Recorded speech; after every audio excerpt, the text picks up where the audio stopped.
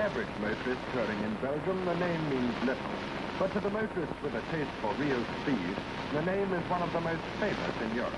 For on this splendid highway, the Jabek Ultra Motor Road, the cream of Europe's high-performance cars are put through their paces.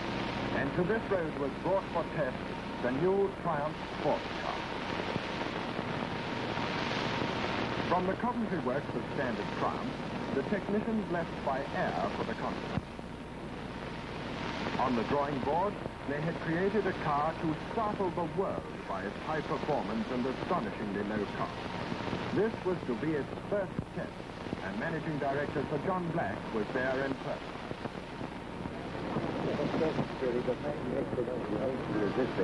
Oh, it's very nice of you indeed to come to meet me here. And I'm very glad to get back, come back to Belgium again. Quite some time, 2 years, I think, since I left you in Brussels. And but I had to Timed runs over the flying mile and kilometre with a target. The friendly Belgian authorities had once again offered complete cooperation, and soon the new sports car was being made ready for its runs against the clock. With speeds around the 2-mile-a-minute mark in mind, it's as well to have the tire pressures right, even on the billiard table surface of the motorway, and the Dunlop technicians go about their business. Other preparation was confined to putting the car into speed trim, neat little aero screen and tonneau cover in place, roof and side screens off. The man at the wheel was to be Ken Richardson, chief test driver for Standard Triumph, who had naturally been closely associated with the development of the car since its conception. As usual at Jabek, the tests were conducted under the impartial scrutiny of the Royal Automobile Club of Belgium, whose electrical timing apparatus is a model of scientific accuracy. Theirs would be a factual answer of speeds achieved, and in case of any argument, the forces of the law were much in evidence. Meantime, Sir John Black compares notes with his deputy, Mr. Dick. Sir John is a manufacturer with the keenest practical interest in his cars, and to him, the tests to come were a matter of prime importance. As Richardson takes the wheel, he's already completely familiar with the car. Already, of course, this new model has completed many hundreds of testing miles. But a test to the limit of speed in the full glare of international publicity such as this puts an undeniable tension on everyone concerned. John wishes the driver luck, and at last the Triumph sports car gets underway. And now, time alone is the enemy. And as the attack upon the fleeting seconds is launched, excitement mounts with the crescendo of the engine note. All along the 8-mile ribbon of dead straight concrete, observers are in their position. And here's the spectacle they've all been waiting for. A car built for speed and traveling really fast into the measured mile. Now the electrical timing gear kicks into robot life, precise without emotion, concerned merely with figures and not with the thrill of speed. But to those concerned with the creation of this new car, the figures mean too much to be awaited without anxiety. But here's the news. 105 miles an hour for the measured distance. But Richardson reports that one plug lead was loose and the engine was firing only on 3 cylinders. In a very short time, the car's away again, this time with the engine really chiming on all fours.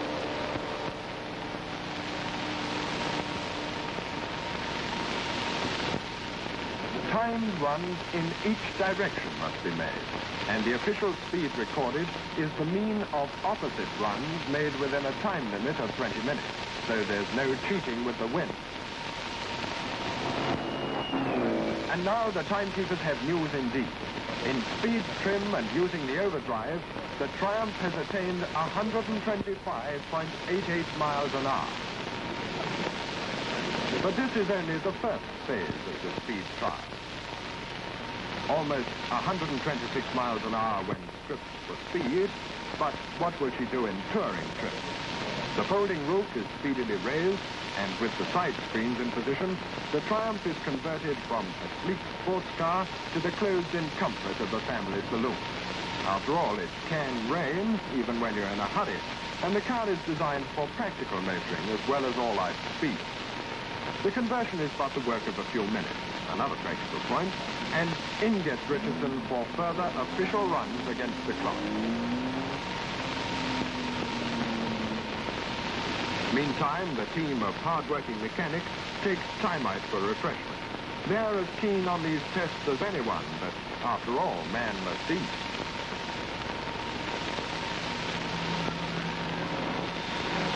With all weather equipment rigged, the car continues to handle like a thoroughbred.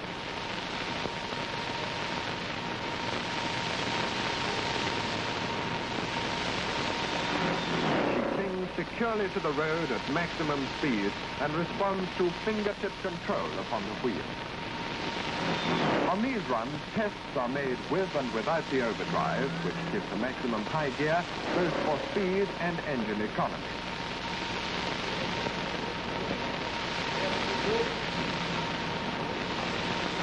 And only after exhaustive tests in all conditions is the detailed schedule of speed trials complete. Sir John Black and his technical director, Mr. Grinham, have watched events from the control van with quiet confidence. Run by run, they have checked the performance of their new car against their expectations. Now comes the final figure of the test, and Sir John is satisfied. And as Ken Richardson brings the Triumph to rest, the full story of the car's performance is told in the official timesheets of the Belgian RAC.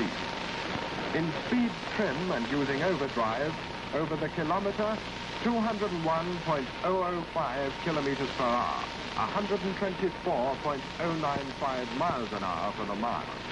In touring trim with overdrive, 184.889 kph, 114.213 miles an hour. In touring trim, but without the overdrive gear, 175.353 kilometers, 108.499 miles an hour. Small wonder that the journalists get to work, and Basil Cardew of the London Daily Express has a story on his hands. Everyone is keen to get a close-up of the car and to compare notes on its achievements. And Tommy Wisdom, as racing driver and journalist too, is quick to voice his appreciation of the achievement of the car on this, its first showing. With a ratio of performance to price like this car has, it's safe to predict a great future for the new Triumph sports car.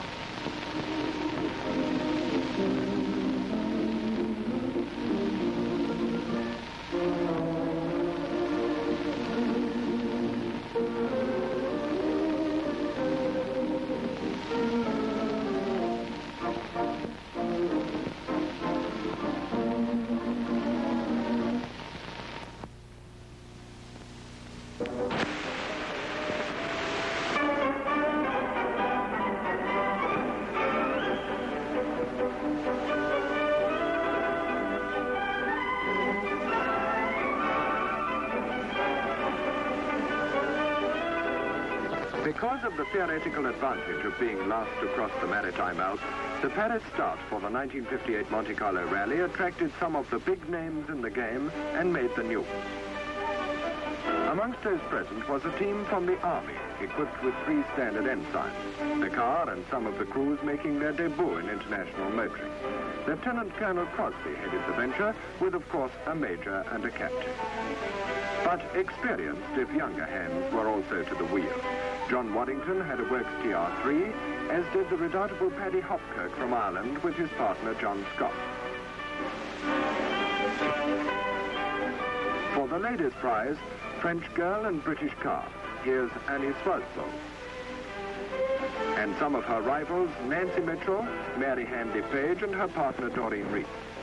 Sterling Moss's sister Pat was partnered by Tommy Wisdom's daughter Anne, thus suggesting that there's something in this hereditary business even on the Monte. What's your view, Wisdom? But in any case, enough of theory. Let's get on with the motoring.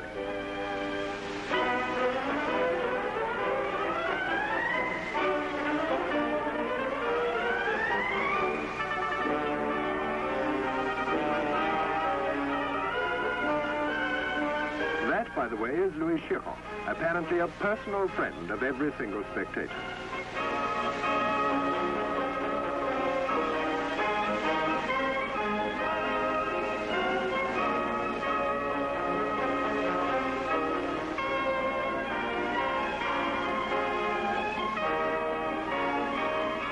Number 282 was Ivor Buet, twice victor at Le Mans, but on his first rally.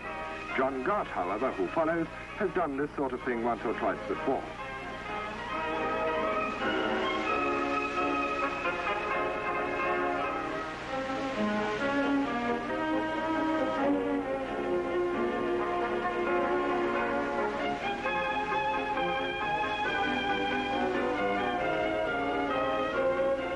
By the time Annie Swasbo was due to leave, although Paris was still enjoying a pleasant winter afternoon, the gloomy weather forecast was receiving visual support from the clouds.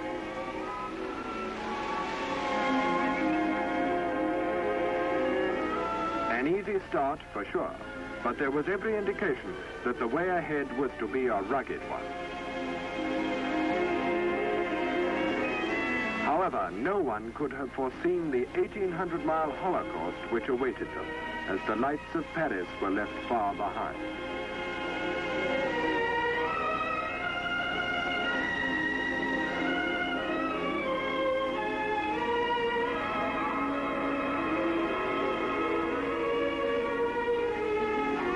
For the 1958 event, the organizers had quietly raised the minimum average speed from 50 to 60 kilometers per hour. 37.5 miles an hour for 48 consecutive hours is pretty good going at the best of times. Expressed as 1 kilometer to be covered in every minute, with 1 hour behind schedule at any control spelling disqualification, in weather like this, it soon became clear that very few would finish.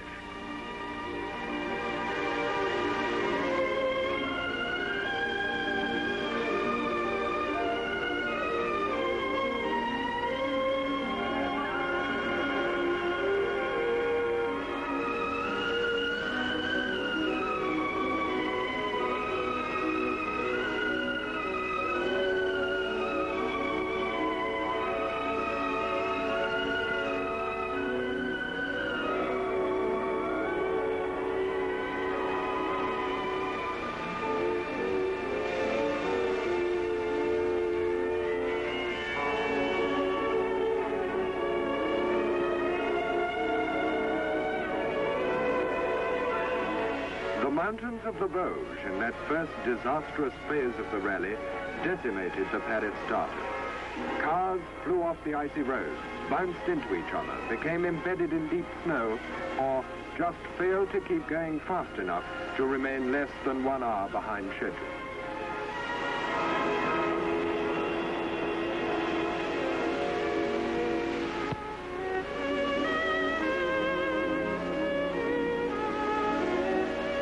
On roads offering virtually no adhesion, the hazards of icebound villages jangled on overwrought nerves. This was no weather for high-speed motoring, and even this chap, who's something of an expert, stayed close to his village street. Those still motoring from Paris were now hopelessly late, for only one driver from the French capital, Edward Harrison, was to classify as a finisher.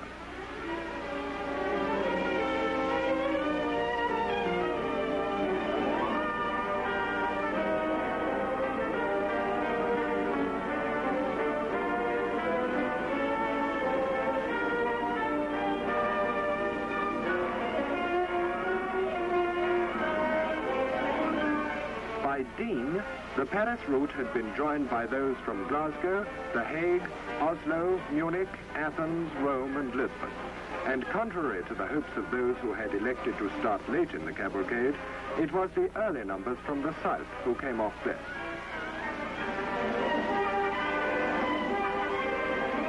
Karl Schottler's TR3 is still on the road, although only one from Munich finished. And the state of affairs is shown by the immediate arrival of this Athens starter, who, as the spectators know, must have been almost 4 hours late. But with a merry fire to keep their feet warm, why should they worry?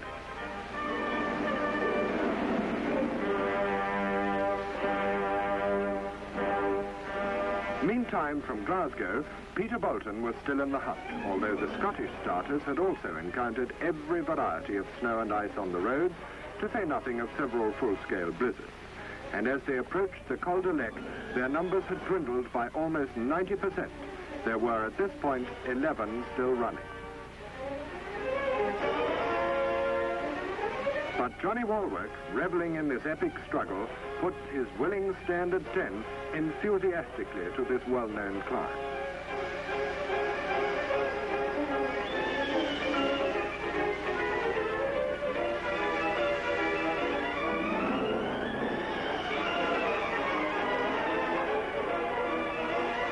Cyril Corbishley, with another Standard 10, was doing it the hard way by driving the whole distance himself. And now the route lay in familiar ground.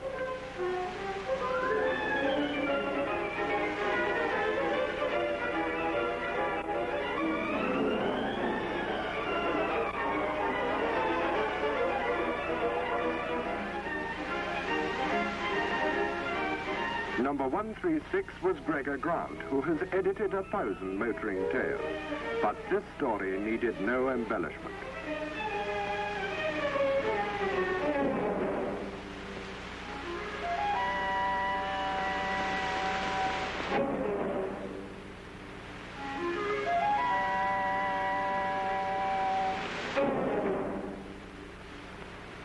For 2 days and 2 nights now, the boys had been gritting their teeth. To find some grit elsewhere came as a pleasant surprise.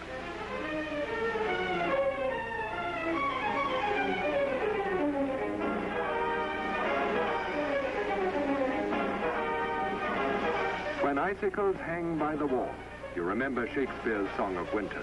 But we wonder what the Bard of Avon would have made of this little lot.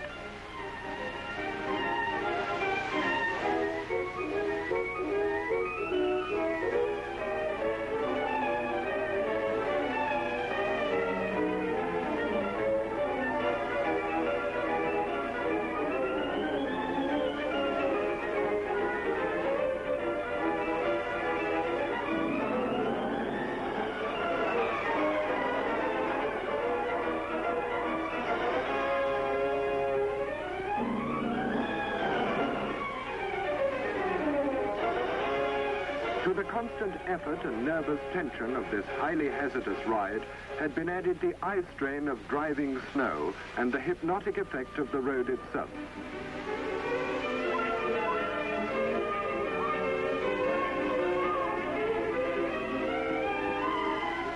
Paddy Hopkirk, already excluded for being more than 1 hour late, was motoring on for the experience. And an unforgettable experience it was.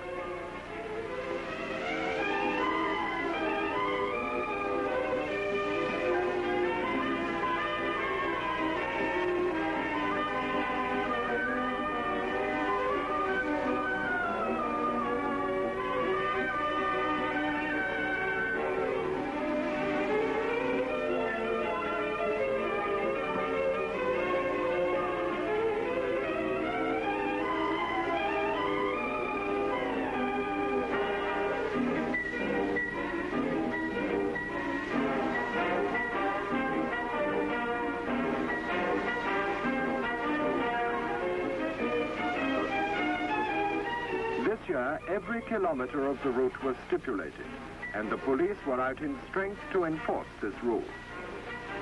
But old-timers on the Monte needed no signposting to recognize the bridge at Castellan.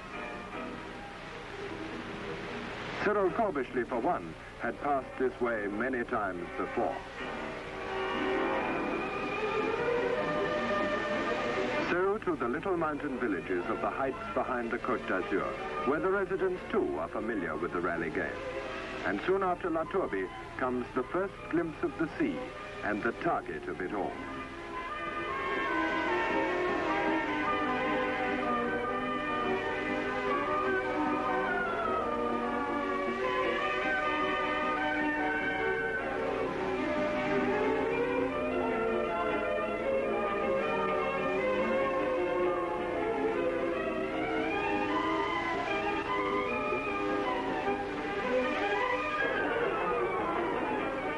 Of the 303 cars which started the rally, only 59 classified as finishers, but 9 clean of penalty points. Only one of these finishers came from The Hague, Gatsonides and Becker with their TR3.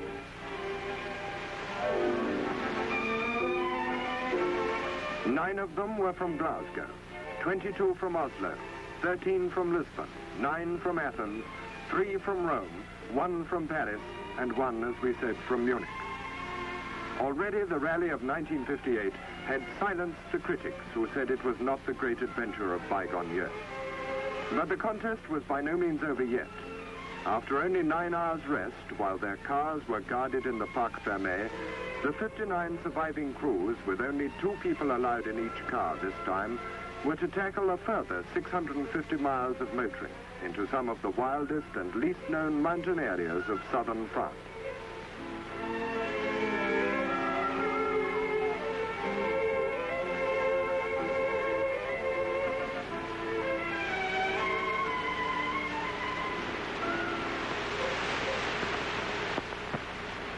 As ever, the quiet little Principality of Monaco came to life as the darkness fell.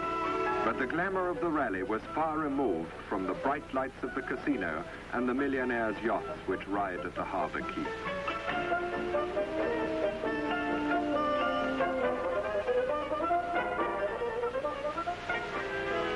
By dawn, of the 59 who started the classification test, almost 1 in 4 had already been forced out by mechanical failure on overstressed cars, by sliding off the constantly treacherous road, by navigational error, the product of fatigue, or again by the simple inability to keep within the maximum time allowance for lateness at controls, in some cases now as little as 20 minutes.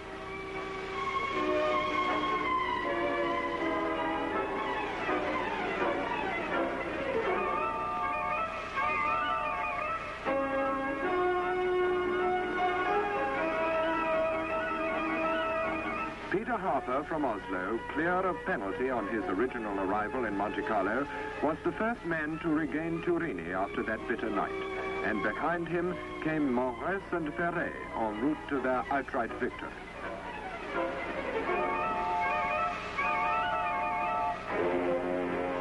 This classification test had been run on exactly the same lines as the first phase of the rally, only more so.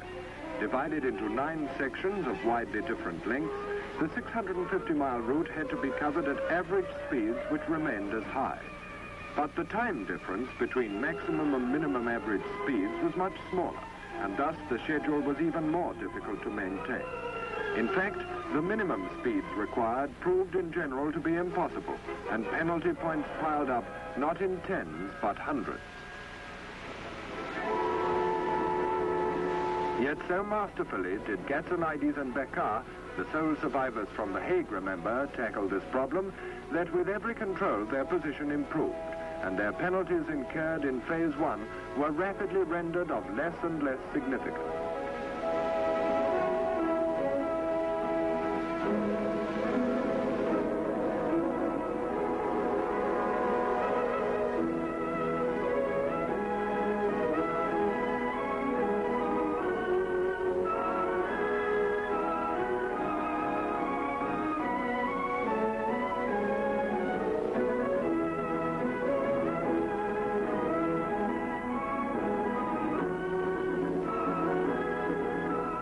Yet again, the organizers had installed secret checks on specified sections. And if at these unknown points a driver was ahead or behind schedule, he was penalized accordingly. A measure surely difficult to justify in a rally as rugged as this.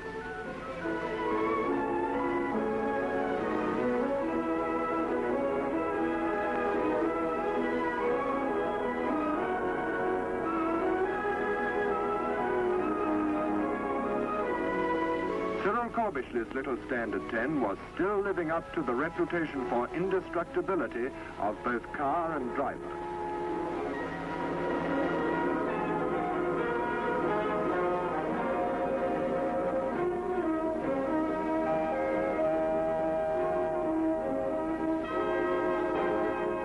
Peter Bolton's TR3, though damaged on the first night by a self-sacrificing slide into a farmhouse to avoid a teammate, was equally honoring itself and its crew.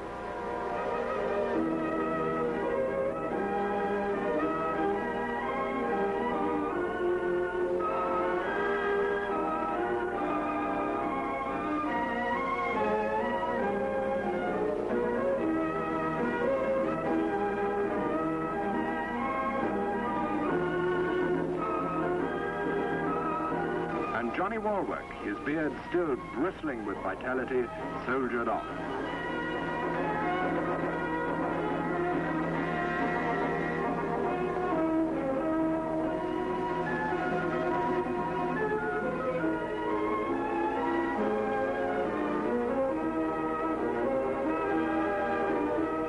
The village of La Trinité was never a more welcome sight, even to one of its natives returned from exile, as to these exhausted drivers, for it meant at last that the finish was within striking distance. Of the 303 cars which started on the 8 itineraries, only 38 completed the entire course, for in all, 21 cars were eliminated by that additional 650 miles. Next day came the scrutineering and the possibility to incur still further penalization, and Gazzanides' car had suffered some front-end modifications to the panel work.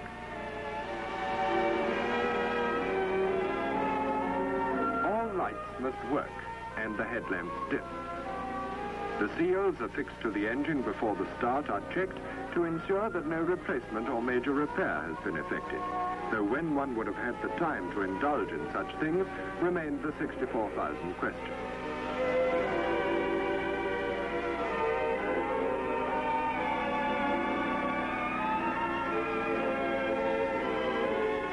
The man wants Peter Bolton to sound his horn, and Peter would have every justification to blow his own trumpet, while Johnny Walwork demonstrates that his standard lights are on the blink, though of course his engine never was.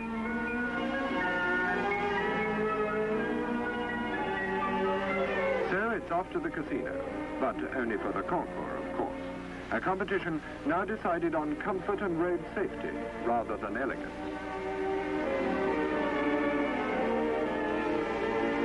Because only finishers classified for this specialized section of the event, Bill Banks' carefully prepared car looked a certain winner, and so it was. But there were quite a few winners in the vicinity.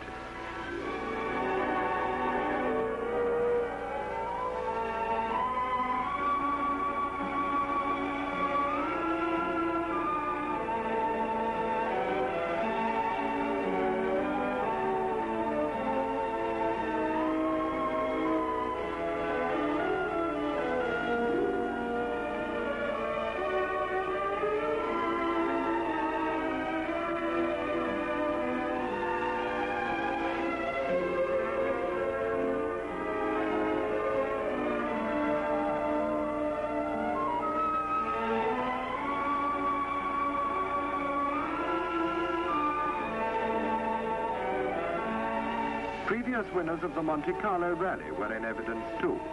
Per Malling, 1955. Ronnie Adams, 1956. Maurice Gazzanides, 1953. And all, incidentally, won the Golden V behind their rally badge on British cars. And the fact is that as far as its support is concerned, as opposed to its organization, the Monte is becoming increasingly a British rather than a French or Monegasque event. Still, there remained a final frolic of motoring, although it in no way counted towards the classification of the event. The maneuvering test done on the quay by the harbour has in the past decided the ultimate winner of the Monte Carlo Rally. This year, it was strictly for fun and £100 for the fastest time of the day. From a standing start near the celebrated tobacconist's kiosk of the Grand Prix circuit, it was a sprint of about 250 yards to the two pylons set at right angles to the approach. The half figure eight through these left none too much room, and the small handy car was at an obvious advantage. From the pylons, it was another 200 yards or so onto the gasworks hairpin of the racing circuit. Here it was turn round beyond the line, and of course seconds could be saved in that turn, back to the pylons to complete the figure eight, and then a flying finish just round the gasworks hairpin.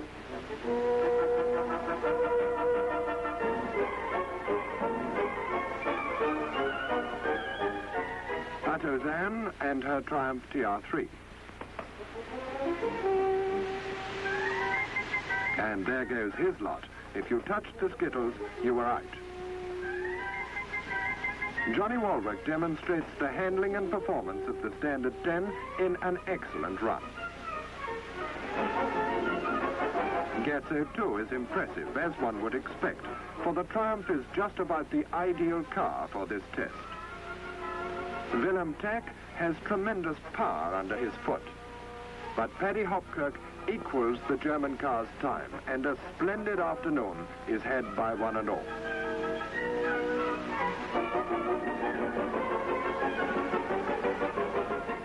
So, of the 1958 Monte Carlo Rally, there but remains the distribution of awards in the Palace Square.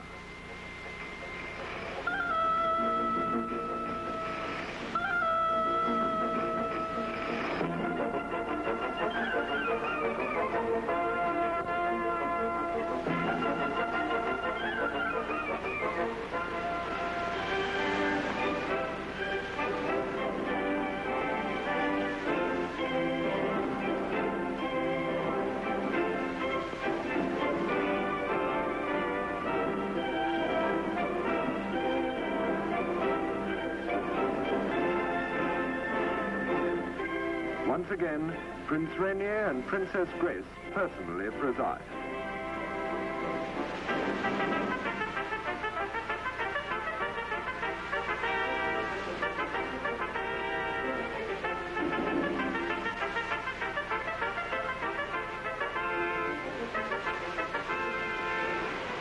The two Frenchmen, Morris and Ferret, with their very much modified Dauphine, win the event.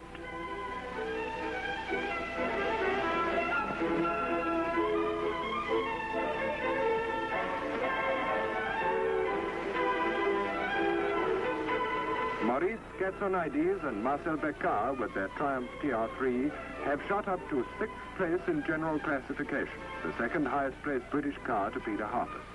They win the Hague Starters Prize, of course, as the only ones to finish, and they win their class.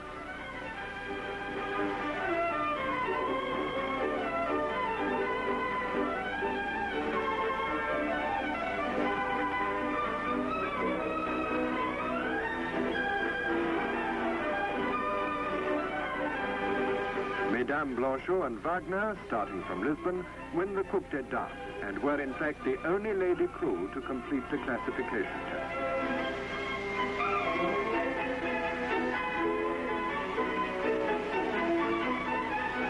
Johnny Walwick's spirited handling of the Standard 10 wins him 13th position overall and 2nd place in his class, and the prize for the highest placed Glasgow starter.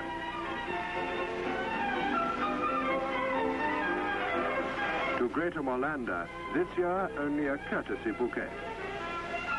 To Peter Harper, who was 5th, the Stewart Trophy for the best British performance. To Cyril Corbishley and Pat Semister, who were 15th, 2nd place in their class against the cream of European small cars. And to Peter Bolton and Peter Craven, the reward of a very tenacious effort, 3rd in the class with their TR3. Thus then, the Monte Carlo Rally of 1958, the 27th of its kind, and one which has justly been described as the daddy of them all.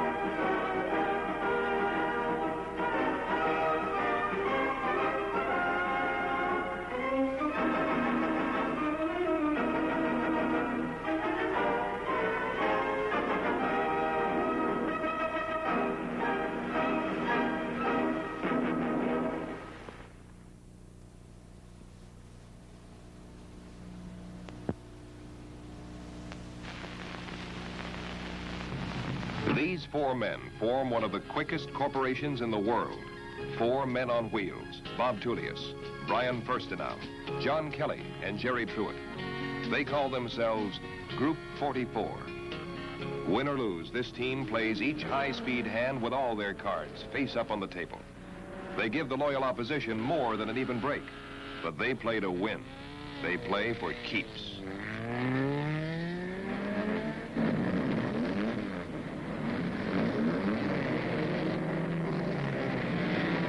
Four hot shoe road racing drivers, the guys in the immaculate white cars who won't quit until someone hands them the checker. They call themselves Group 44. The loyal opposition calls them the White Wave.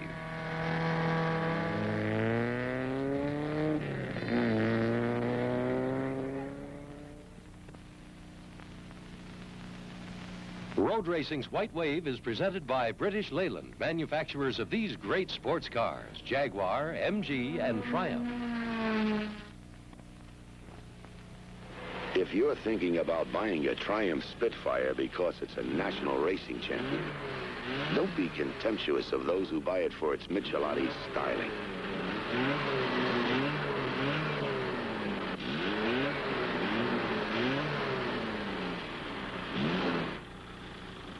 Consider the satisfaction of owning a car that looks as good going slow as it does going fast.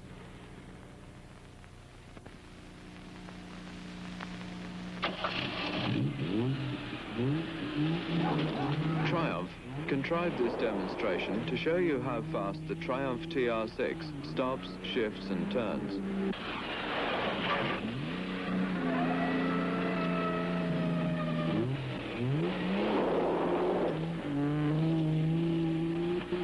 Although you may also get some idea of how fast it goes.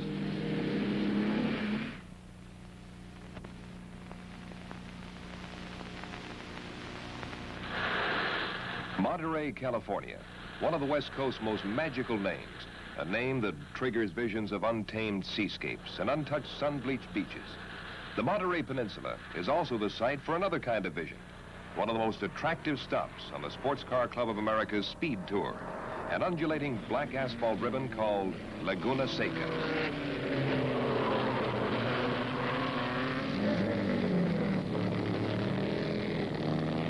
It was this kind of mechanical magic that lured Bob Tullius into the glittering world of club racing. My father took me to an auto race one time. The fellow that won the race was an uncle of a friend of mine who lived a few blocks away from my house. The very next day, I was over at that garage looking at those cars, wishing so hard that tears came to my eyes sometimes that they would ask me just to touch it, or to wipe a wheel off, or to sit in it. If I ever sat in it, I never got out of it. I get in a race, and for 30 minutes, I can't really tell you all about what's going on. I know what's going on out there because I feel it in the seat of my pants and my hands and the sound of what's going on, the smells. It's just a very natural thing for me to be doing. Oh, it's very simple, really. Well, I know that, but how many sets of ratios are legal? From the moment he put on a helmet, Bob Tullius became the most successful driver in the history of club racing. In 1965, with two sponsors and Brian Firstenau as his partner, he formed a racing team called Group 44 Incorporated. The success of this corporation is best described by the competition. You know, you don't look for favors, and you don't look to get squashed off the track either. Group 44's strength is basically in that the cars they present are a total all-around picture. They're excellent racers. They're a credit to the sport. I think our cars, as a rule, have somewhat more horsepower, but their cars work, as a general rule, really, really well. It's a little more exciting, a little more thrill. It always puts a little extra urge in when you have a chance to run against them. With Tullius acting as official spokesman and Firstenau handling the engineering and preparation genius, the group has been a dominant force in road racing for several years. So he immediately put on his brakes and pulled out, but Madison pulled over on him and wouldn't let him by me. So he had to go around the other way, and he got off in the dirt. Drivers like John Kelly, 1970 F production champion and a Triumph Spitfire, help make sure the White Wave stays on top. Well, it's a very interesting course. It's probably the most challenging one we've seen here in the West Coast, even more so than Riverside. Probably the most difficult part of this course is to find the edge, the fine line where you have control of the car and going at maximum speed and keeping that edge during the entire race. A graduate of MIT, Kelly is partner in an engineering firm near the Falls Church, Virginia headquarters of the group. In his 11th year of racing, his unflappable approach to every new challenge fits the overall profile of the team. Down across that hill. The one back over here? Yeah, the one at the bottom. When you start up towards the bridge. You weren't on the pavement is what you're trying to tell me. On the pavement. I was up there going across that hill. A former member of the opposition, Jerry Truitt, the only married driver in Group 44, became the 4th member of the racing quartet in 1970. Winner of the 1967 National SCCA Championship at the wheel of an Austin Healey Sprite, he drives the group's immaculate MGB. Well, I've been bugs over cars ever since I can remember. I don't know, my father was always enthusiastic about cars and always worked on his own car. And I used to help him, and it just evolved from there. And it got progressively worse, you might say.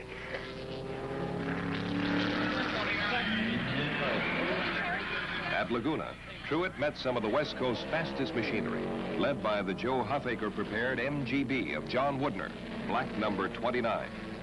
This anticipated duel between Huffaker Engineering and Group 44 never worked out, as a flock of sleek Porsches monopolized the early traffic.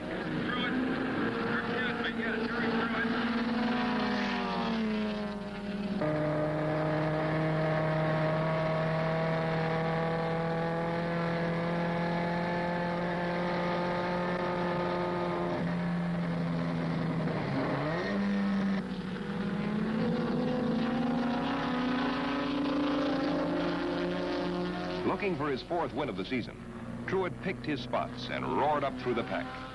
But as time ran out, there was still one more Porsche to go, Dwight Mitchell's golden number 30.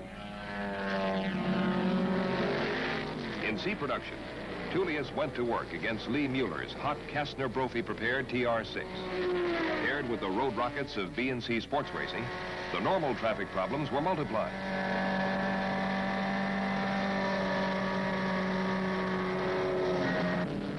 I started out knowing that if I got stuck behind any of the slower modified cars that I was going to be in a lot of trouble unless the other guys got stuck too. So I had to charge as hard as possible. And in doing so, I think it was about a 3rd lap, I charged up to a corner and snuck underneath a Porsche 904, and he didn't see me coming, and we collided, and he spun around. And I, in fact, had to make a kind of a 360-degree U-turn to all the way around and come back on the race course. And in doing so, I discovered that some of my competition had gone off and left me by about 25 or 30 seconds.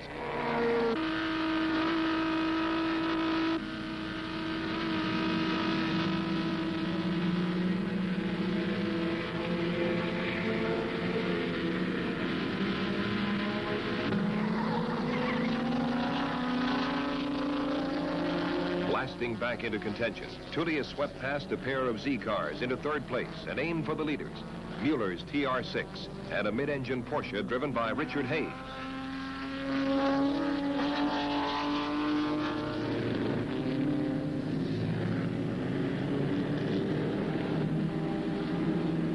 Fortunately, the guy that was leading the race in a Porsche was quite an inexperienced driver, and he knew that I was working at catching him, and he was working pretty hard to stay out in front of me. And in doing so, he left the road several times, and it allowed that I could catch up to him. I was within about a half a second of his rear bumper when all of a sudden I came around a corner and everybody was stopped in the middle of the racetrack, which was a little unusual. I couldn't quite figure out what was happening until I was told that the communication facilities at the racetrack had malfunctioned in some way, and they red flagged the course, which means you stop immediately. Well, there was 5 minutes left in the race, and at that point I was a half a second behind, catching him by about a second a lap. So it follows that I would have passed him in the next lap. I've been racing a long time. I'm used to those kind of things on one hand. On the other hand, as a competitor, it's a bitter disappointment because winning's the thing. What I might appear to be on the outside, I feel just the opposite on the inside. I'd like to win. That's the name of the game. Lady Luck and a red flag put Tullius in second place. Their high-speed act on the West Coast completed, the group headed home, 3,500 miles away. An endless, flat-out summer of 12 events and 48 races was just ahead.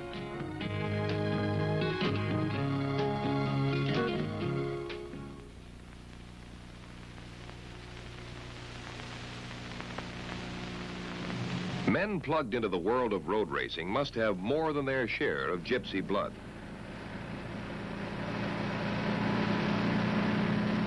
Drivers like Jerry Truitt frequently find themselves fighting traffic instead of the loyal opposition. The only problem is the bouncing. Your head will get bobbing back and forth, and that's where it really bothers me. After 12 or 14 hours of that, my neck just gets mighty sore.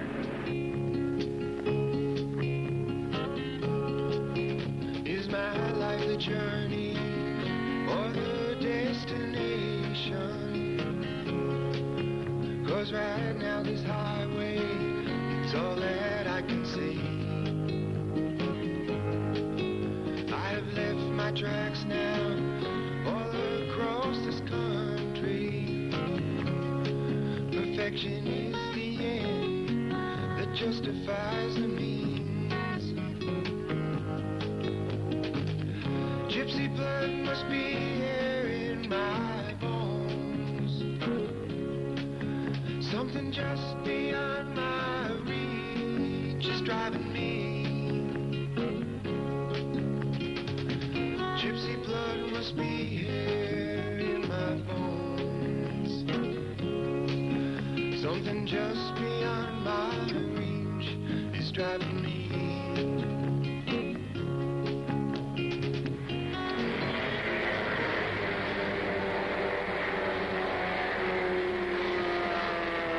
White Wave's next stop, Lime Rock, Connecticut, where the key to success, according to Truitt, is something called consistency.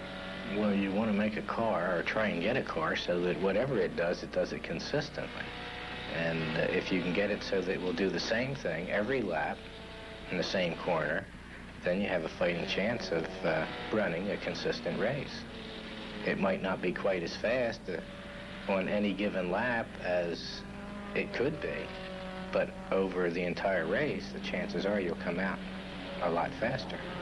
In their last 6 years of SCCA competition, the White Wave has won approximately 7 of every 10 starts.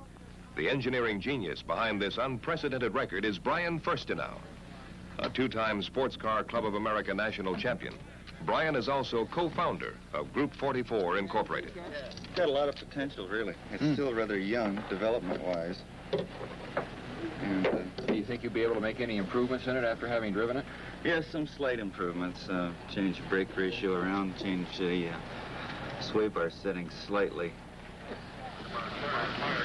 This was a familiar course, complete with the Northeast Division's toughest machinery and a long list of traditional rivals, including Bob Sharp.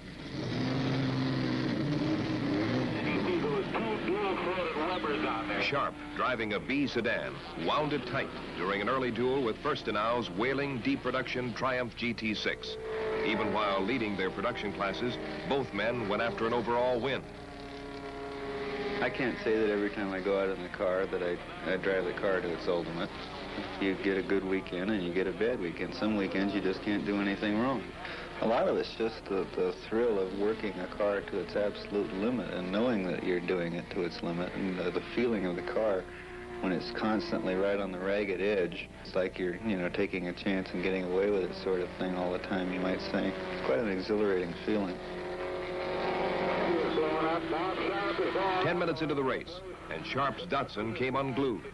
Firstenau was a runaway and hide winner.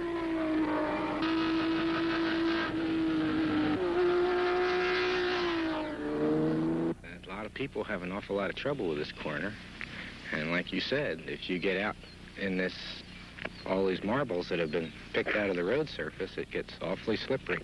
Yeah, it's surprising how much small pebbles and dirt and things are up here. Waiting for their green light, Kelly and Truett inspected a portion of the resurfaced course. Yeah, it almost feels like it's greasy and oily. You'd think the car would slide more than hold.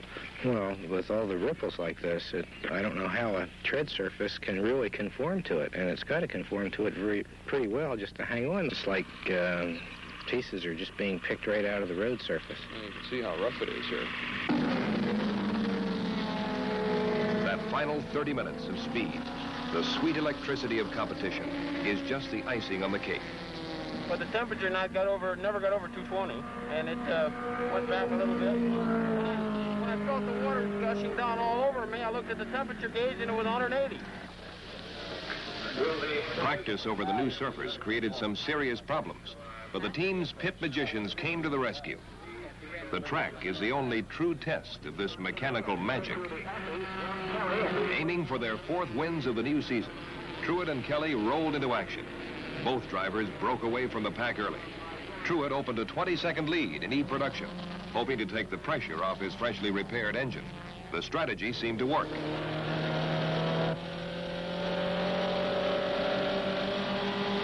Kelly, his Spitfire firmly in charge, smoothly walked away from the other F-Production hot shoes.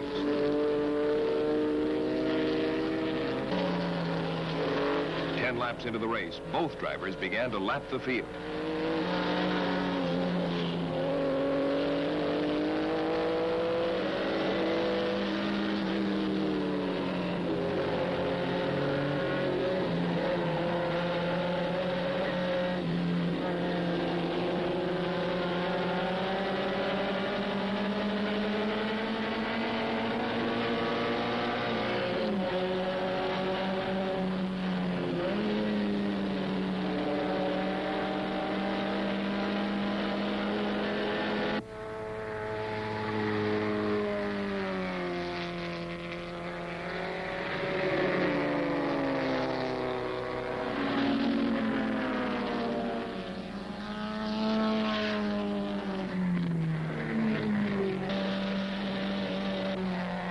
Victory Lane was minutes away.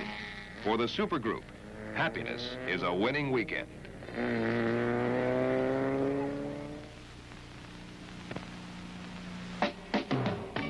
You don't see something that good-looking every day. It's an MGB. Sleek body and great performance. It moves me. The 1798cc engine has moved MGB to a lot of competition wins. Can I handle it? Sure. Handles like a dream. It's got rack and pinion steering and fully synchronized 4-speed gearbox. How does it ride? Beautifully. That race-proven suspension really holds the road, steady as a rock, even on tight turns. Comes from a good family. The best. MG started the whole sports car thing in America. Must be nice to own one. Bucket seats that adjust, even recline. You know, if only you like me half as much as you like your MGB.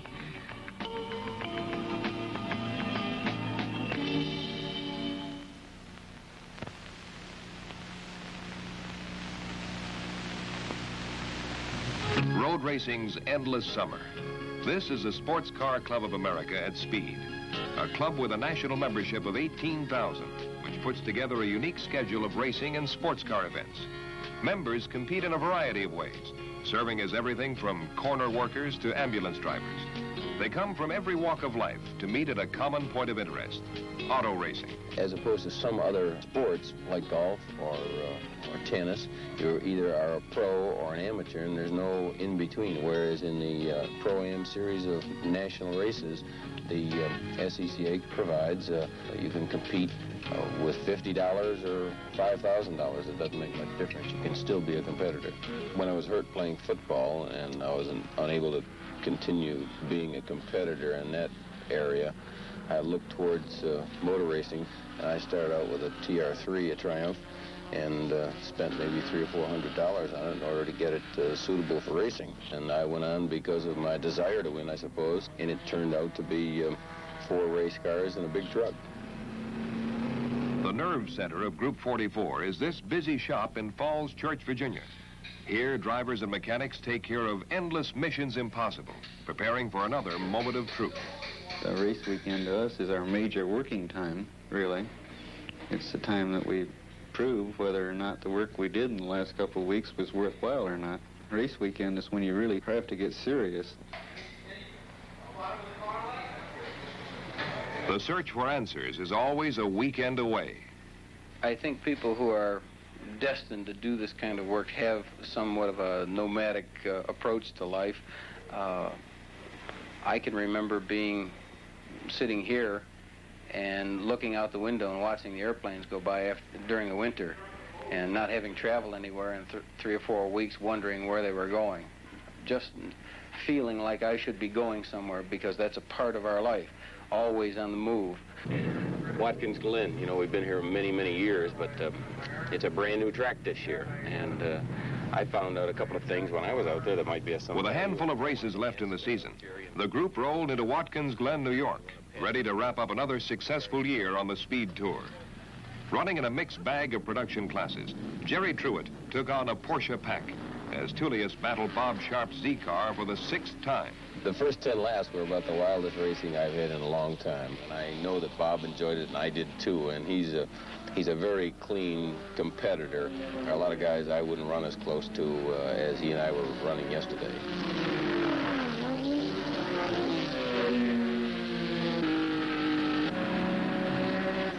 A snapped fan belt finally broke up the 150-mile-an-hour duel as Sharp pulled away with 5 minutes left in the race.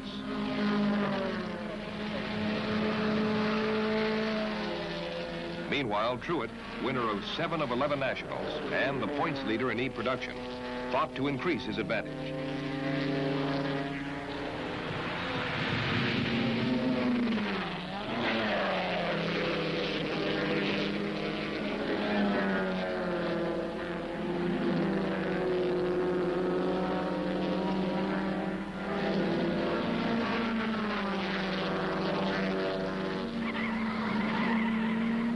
Bumped out of the groove late in the going, he was forced to settle for 2nd place.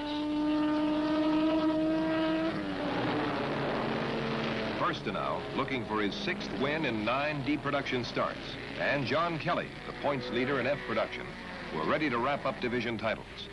5 laps into action at the New Glen, and both drivers were in command, with Bryan's GT sounding more like a Trans Am sedan than a sports car.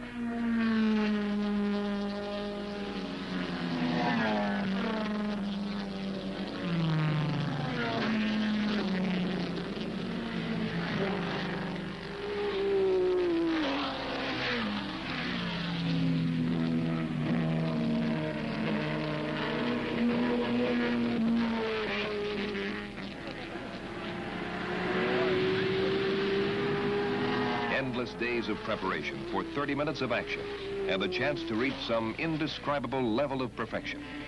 This double win brought the team's total to 23 victory laps in 47 starts.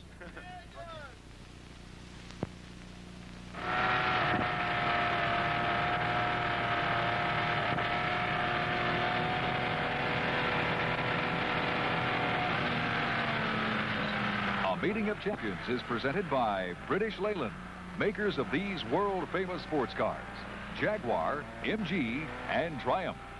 And by Quaker State Motor Oil. Quaker State, your car, to keep it running young.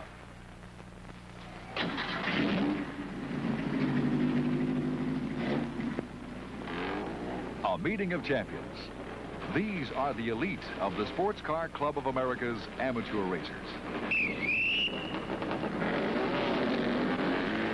In everything from 50-horsepower Formula Vs to big-bore Corvettes, America's best club racers assault the 2.5-mile Road Atlanta circuit to decide the 1973 SCCA National Championships.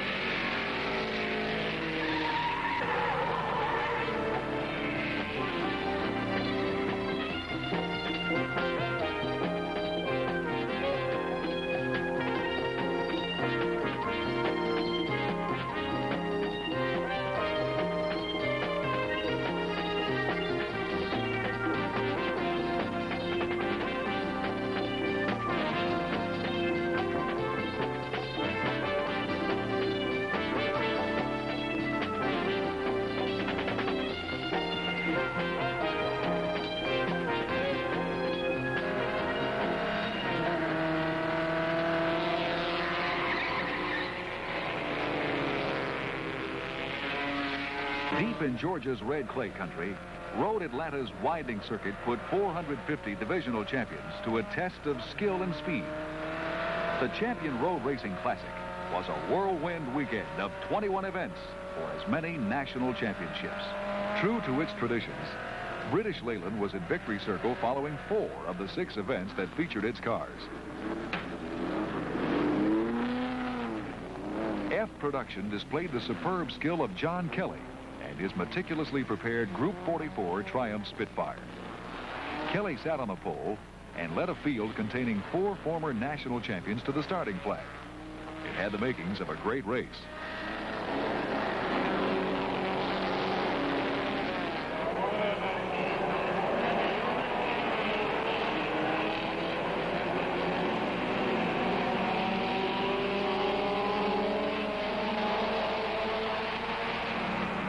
Kelly screamed his Quaker State Spitfire across the starting line and never let up.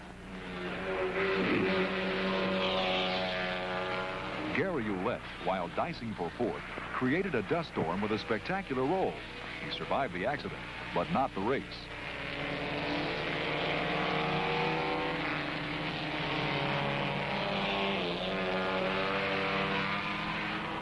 Neatly handling the demanding turns of Road Atlanta, Kelly set a record on the second lap of 89.4 miles per hour. F Production was all John Kelly and his flying white Spitfire. He was never challenged and finished with an impressive 18-second advantage over Rick Klein and Ken Slagle.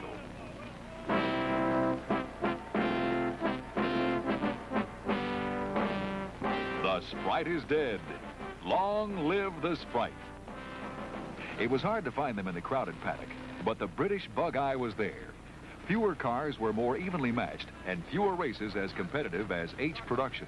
3 times national champion Randy Canfield was the man to beat, but there were others. I don't think there's a guy to beat. It looks like there are a small army to beat.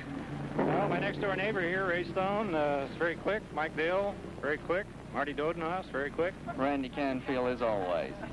He's been a very good competitor and is an excellent driver and has an extremely well-prepared car. And he's got about 13 years worth of racing experience in the same car, and it's pretty difficult to beat him. Well, Martin Dodenhoff has the fastest time by a substantial margin. He's a very competent guy, an engineer, and he's spent a lot of time and effort in designing some very sophisticated suspension parts. A lot of it really is preparation. At least half of it, maybe more, is preparation. The cars have got better and faster, and it's attracted more people, and it's just like a snowball rolling downhill. Right now, it's about as competitive a class as you'd want to see. Probably the fact that the cars have been out of production so long, and most of the guys, I would say that the first 6 or 8 cars on the grid have all been racing the same cars for 7, 8, 9 years. And everybody took off in a different direction when they started developing them, and all arrived back at the same place about 2 years ago, and so that it leads to some pretty bunched up fields. H Production started with the traditional Canfield-Dodenhoff musical chairs game.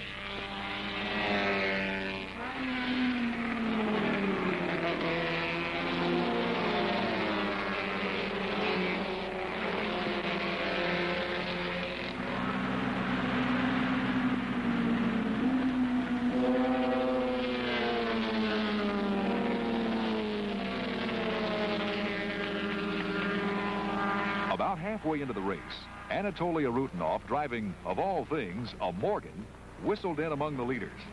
Time and again, the lead changed hands among the 3.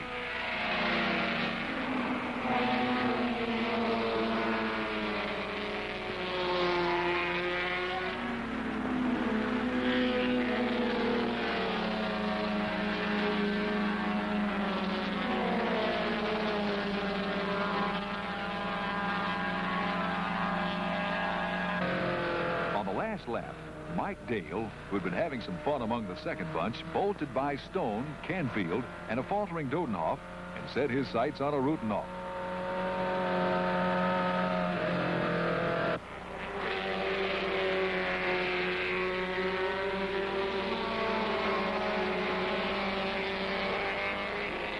The Sprite couldn't quite catch the Morgan. And it appeared that a Rutenoff's victory had ended a long-standing tradition of a frog-eyed visitor to Victory Circle.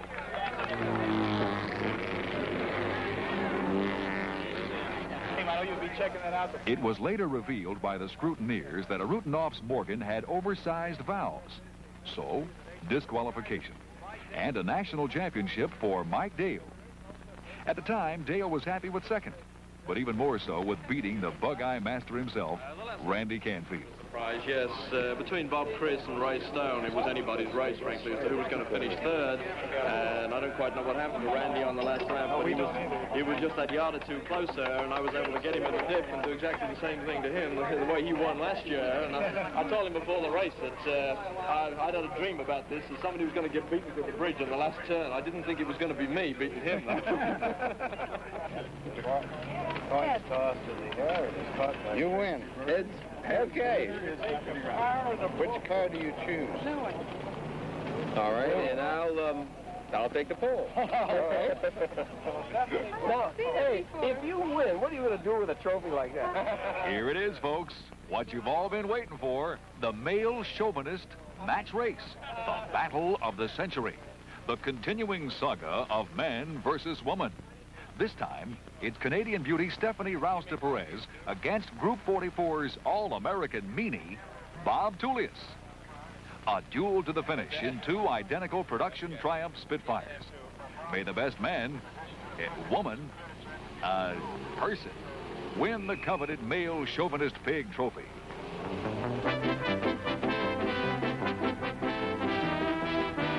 And they're off. The two match race Spitfires are street models, straight from the showroom. Top-end speed of over 90 miles an hour appears slow when compared to their racing cousin, which will do better than 130. But there's enough performance for our feminist. But she's unable to hold off Tullius's advances. In typical chauvinist fashion, Bob shows Stephanie the way around. No question who deserves the pig. Again, as it should be, male triumphs over female. It's a popular victory for Bob Tullius. None can dispute his superior skill, bravery, and cunning. But the gals won't take it laying down.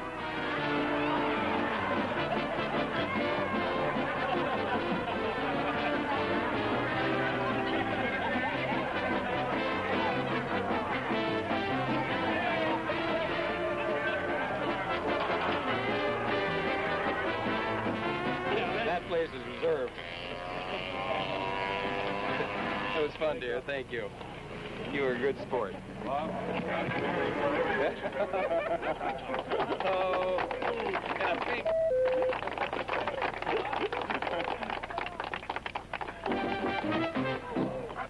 The chauvinist match race was a welcome interlude in an otherwise all-business weekend. But Stephanie wasn't the only racing female at Road Atlanta. Bobby Cooper, a housewife from Anaheim, California, had serious thoughts of upsetting her male competitors in G production. Because then it's easier for the down change in here. Okay. You should. And if you have to make a gear change here, you should. Lee Mueller, a seasoned champion, gave Bobby some help in handling the extremely difficult corners of the track. She would need this advice to move up from her position deep in the pack of Spitfires, Sprites, and MG midgets.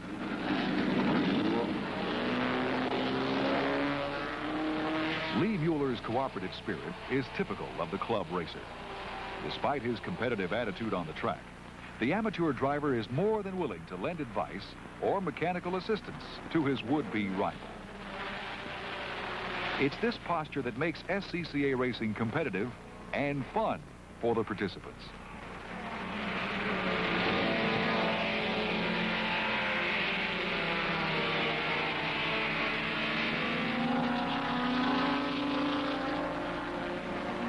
By lap 3, G production defending champion Rick Klein had moved his Spitfire up front, a gutsy drive from 11th on the grid.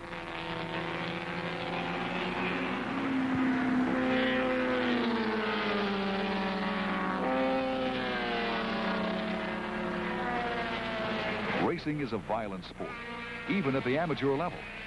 But because of excellent safety measures and quick action by course workers, An incident such as this usually leaves the driver more disconcerted than injured.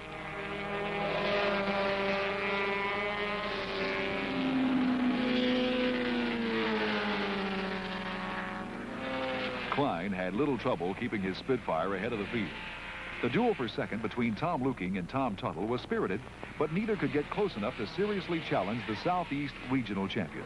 Bobby Cooper did a 180 in the Georgia Clay, then held her own until mechanical troubles put her on the trailer a few laps later. The most impressive driving was turned in by Tom McCarthy, who survived a practice accident and spent a couple of days and nights rebuilding his car, frame, body, and all. He came from last to second in 9 laps. Then his race ended. His car, perhaps the victim of some zealous driving. No one could catch Rick Klein. The Gainesville mechanic was averaging better than 84 miles an hour. Toward the end, he had 23 seconds on Tom Tuttle and Rob Hoskins and cruised the final laps to an easy victory.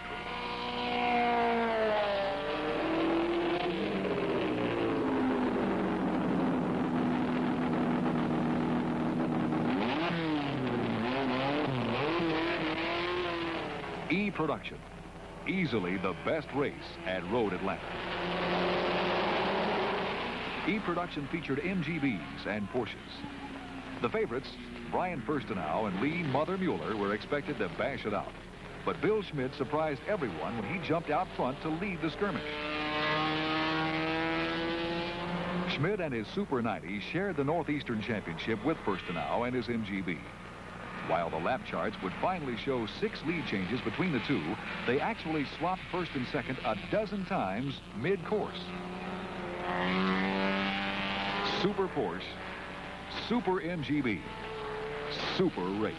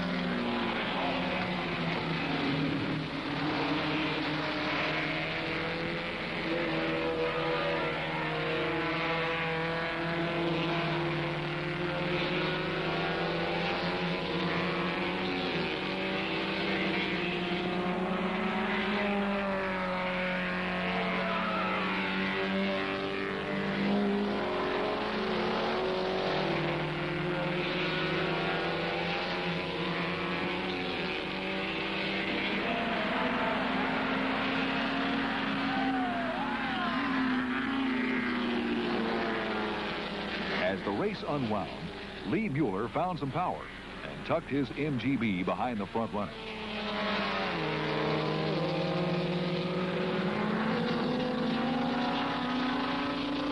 On the last lap, Schmidt pulled out of turn 7 ahead of Furstenau and Mueller. Only the final few turns remained, and then the checker flag.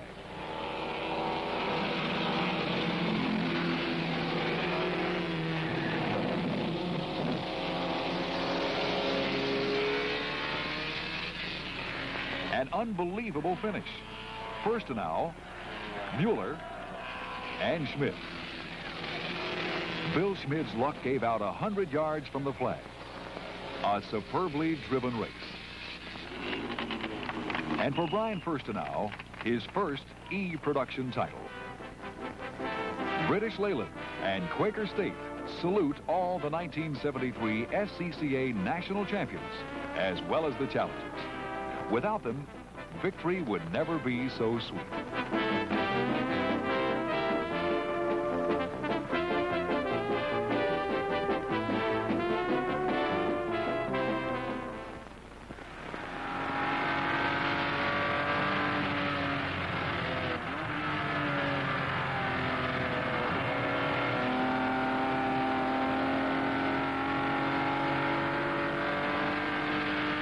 Meeting of Champions was presented by British Leyland, makers of these world-famous sports Jaguar, MG, and Triumph, and by Quaker State Motor Oil.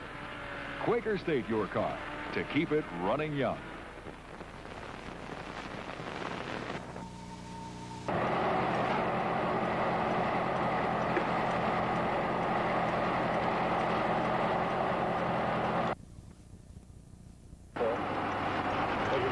That's right.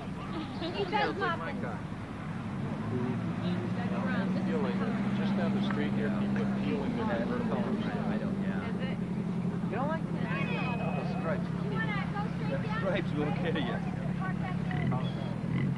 What color is it?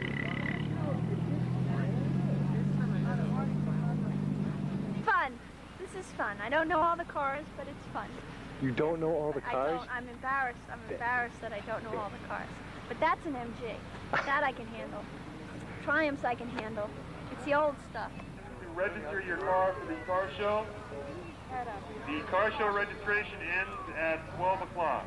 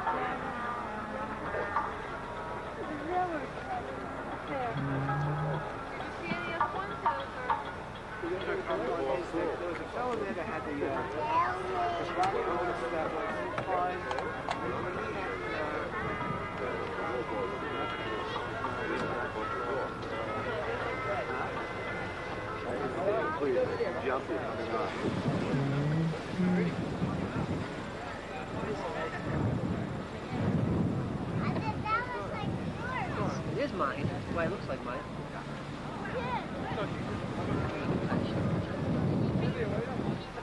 There's stuff Brian here. He's gone again.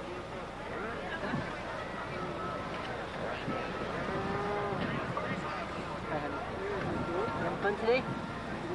Good. How old are you? Between 12 and 1 o'clock we'll do voting. You haven't started voting right away, so you do it then. And then we'll be giving out the awards shortly right after that.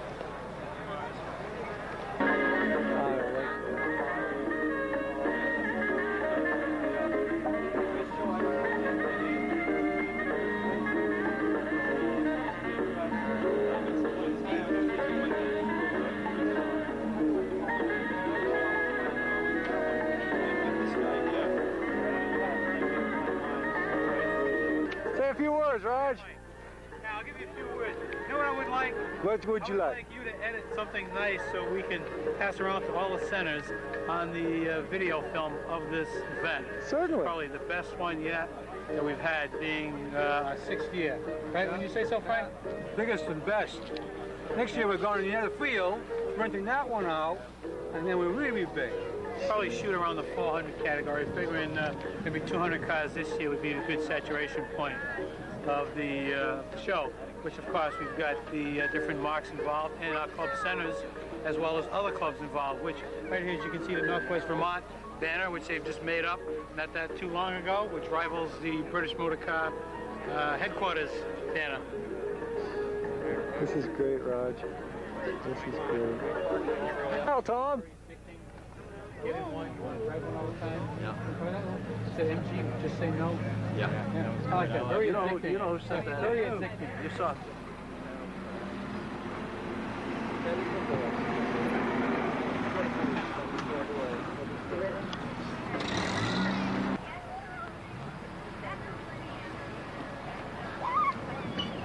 No way, you know. He's got a store where they sell all his spares. I remember I asked Jay if he saw the place yesterday. Frank, come on.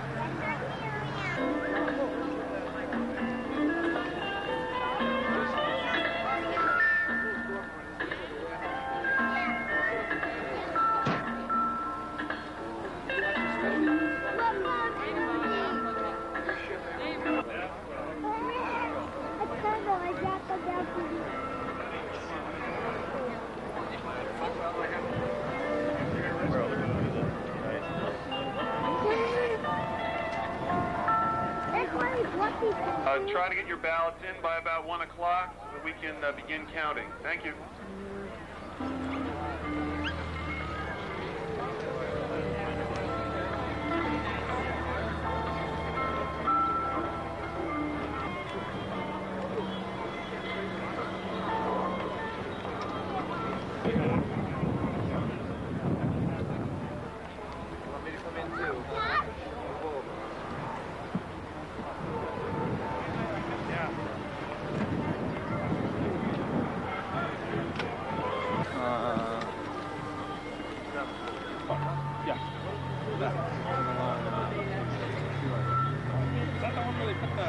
Follow the suspension on the fiberglass.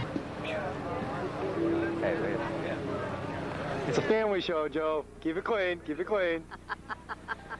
Yeah. Wait a minute, let me show you my best side. No, it wasn't that bad. I drove it up here and it doesn't rattle any more than what it did before. He's living in Nassau, right? Yeah, but he's still got it registered out there. He must know somebody. Oh, yeah. I gotta go get some goodies to put on the table. Better take your pick.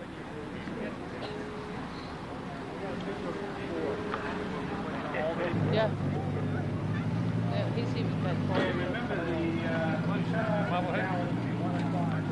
Get out of this girl's picture. Now closing in on Roger's car, cleverly disguised as a Ford Escort. Oh boy, isn't that beautiful? Nice MG you got there, Raj. Wow, those wheels. Beauty, beauty. The lines, they're just incredible.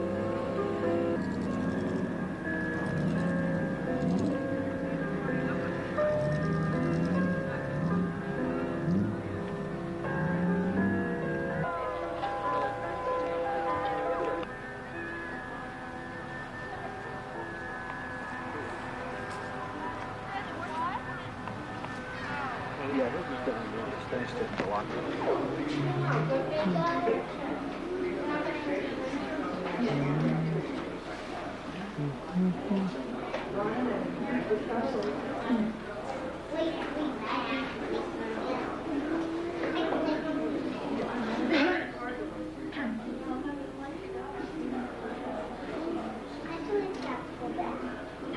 That's worse than.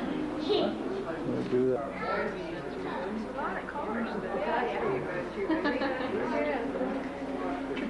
Drive up in his car.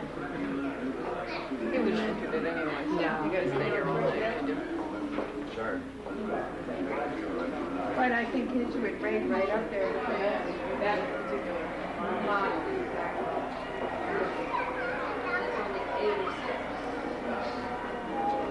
At last, someone has really got the feel of these cars. It's young Bernd Rosemeyer, who used to race motorcycles.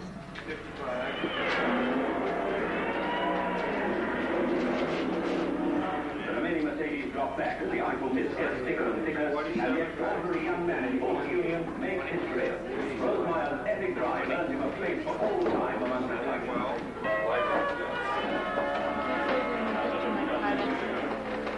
Nah, no problem.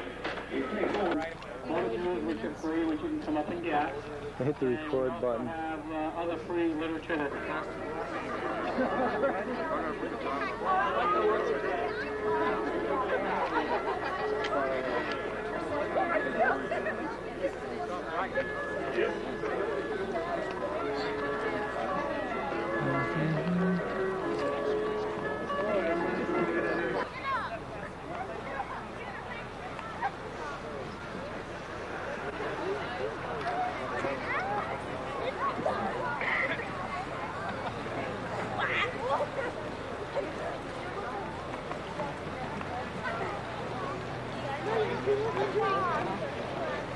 They might do a great job today to spell everything out. They won't have us back doing this.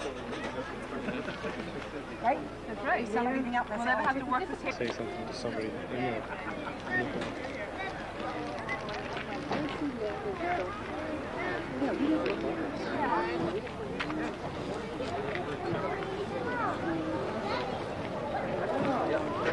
Chief, what did you do? Straight down here, go all the way around to the right. If not, you just come back and work with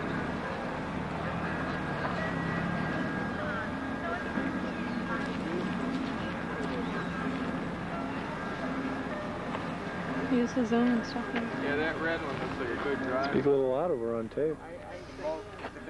Give you something to speak about. You could go anywhere. Straight now.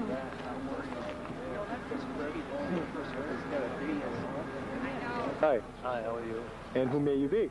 I'm Ron Mancy. I come from Providence, Rhode Island, North Providence, actually. I drive a 74B. Yeah, I was just gonna say. And what else would you like to know? What's a B? Killer B? No, not a Killer B. It's an MGB made by MG Company, and I've had the car for about 14 years. I think it's a nice automobile. Won a few trophies with it. Well, do you happen to have it around here? Well, why don't you show her maybe? There's all sorts of them out here. Step right in front of the video. To remove the radiator to put in a water pump. Uh-huh. And when I took it out, I discovered that they didn't have a petcock in that model. Little drain plug at the bottom, you know. Yeah. So I took it out, and when I took it out, I scratched the surface of the top, and I noticed that it was copper. So I took it all off to see how it would look, and it polished up nicely, and I've kept it that way ever since. So right now, because we're going to be starting the silver door prizes at exactly 1:30, and then we'll be rolling into the awards for the car show.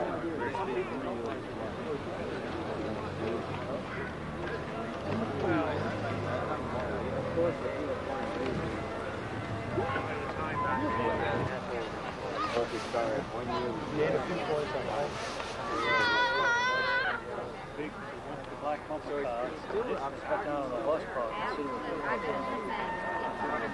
Oh yeah.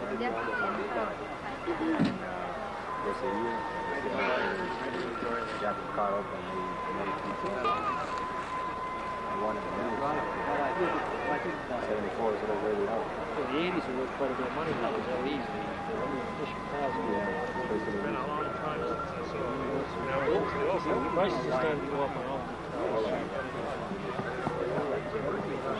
Some rusty up to like 67, 68. Yeah, it's a car that's a real puff.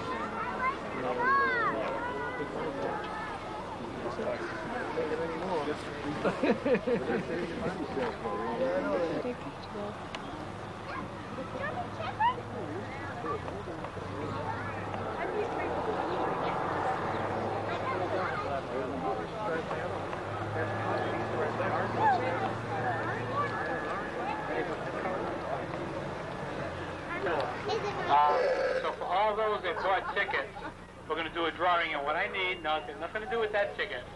It's got to do, that's your Smile. Tell me what kind of car you own. Morgan? You do? Which one is it? Right here for a t-shirt, magazine, book, rug kit, trunk kit for an MGB or MG something.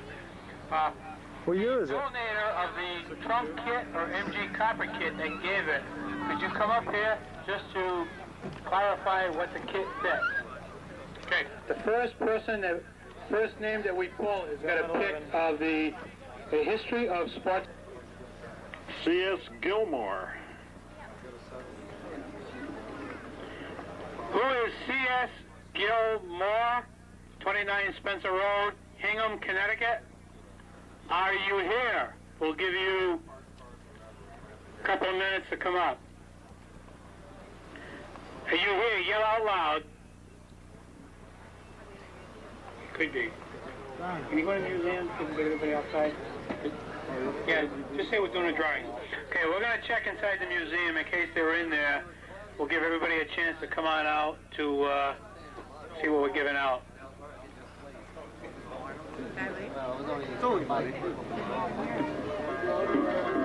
Joe Goodrich and Steve Horn, Tri-State Triumph. So, and Steve's son, yes. Now, what brings you two to see leaky, old, creaky British Sportsters? The hopes of stealing a white foot to put on my car. Which you get back later. Give you the trouble. You got a choice of a copper kit. See, this is what you got to look forward to. MGB GT. Yeah, nice, isn't it? 79. Are you here? Yeah. Come on, Ron. What about Colleen Manzi? Died. Okay, we'll have Ron Manzi's wife given to him. Want to pick a large t-shirt they found? What a fine-looking automobile this is. Ooh, boy. You Robert Warner? Okay, what do you want? Some of the others, he must be a pretty lucky guy.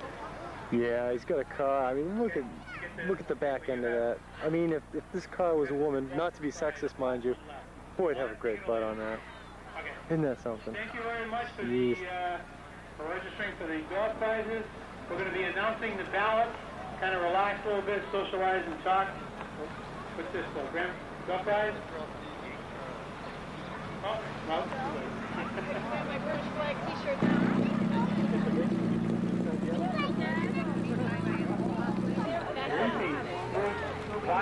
Stephen Windehorn from Tri-State. Smile, say cheese. What brings you out here? Not the weather. Come over here. Steve? Everybody here. See you guys.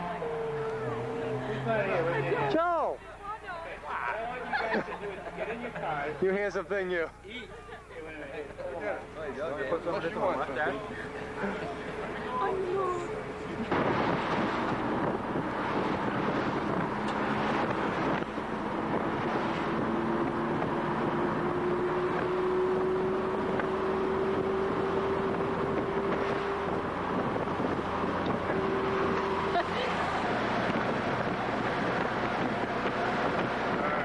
Here is a fine, outstanding example of the Triumph Spitfire. I believe I've been told that that's a factory hardtop, though I'm not sure. And the lowering kits, well, a Latino friend of mine helped me out. You know, we just lowered it down, man. You know, put some racing straps and stuff on it. I'm thinking about putting flames on it, but yeah, that's besides the point. Beautiful car, beautiful. Check out those wheels, huh? Check out. Wow. This is the most aerodynamic windshield you've ever seen in your life. Boy, look at that. All I gotta do is put a BMC sticker on there, and geez, I'll be ready to hit the road. You say the nicest things.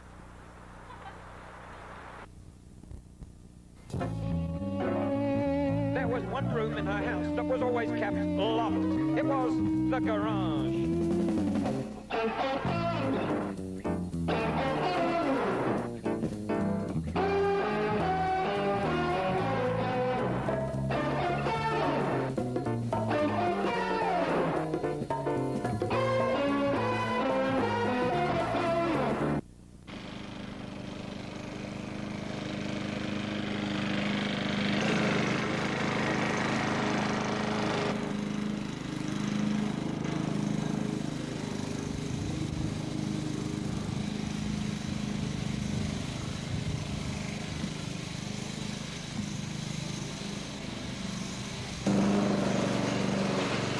Welcome to the British Motor Car Festival. So we're here today, we're going to get things started, so I want everybody to follow me, and we'll get going. Well, I thought we were going to get going.